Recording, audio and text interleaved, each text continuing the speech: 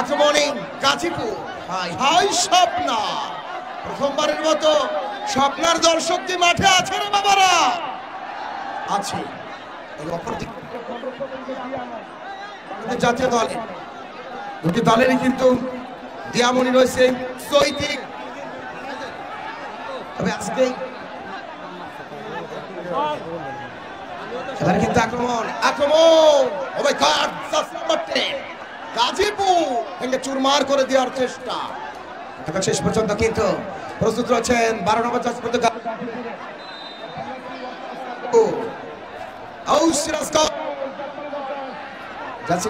সিরাজগঞ্জ। বল নিয়ে কিন্তু সান্ত্বনা।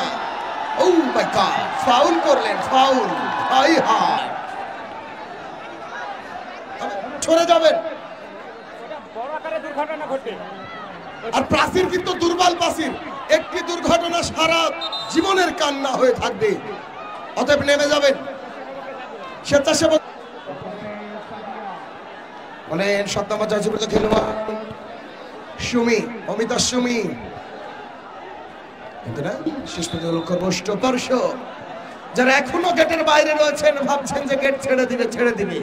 আপনার ভাবনা আর স্বপ্ন কোনোদিনই সত্যি হবে না। 30 টাকা দিয়ে মাঠে প্রবেশ করুন। কেমন ফুটবল খেলা,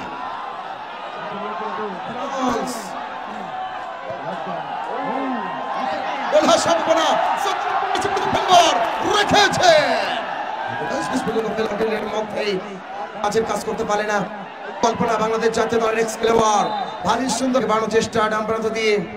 ও বাহ, বাড়ালেন চমৎকার ভাবে। 9 নম্বর জাতীয় খেলোয়াড়, কিন্তু না, বলটি কাজের কাজ করতে পারেন না।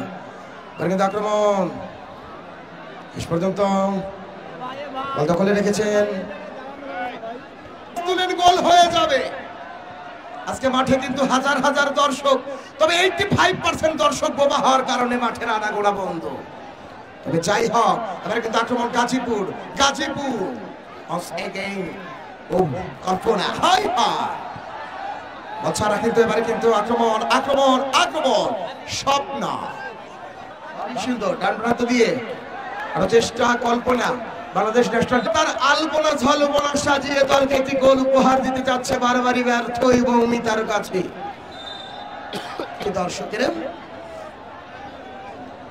দর্শক এবারে কিন্তু খেলায় ফিরতে পারি, সম্ভাবনা। স্বপ্ন আর মানে কিন্তু একটি হওয়ার সম্ভাবনা চান্স রয়েছে এখনো, দেখা যাক।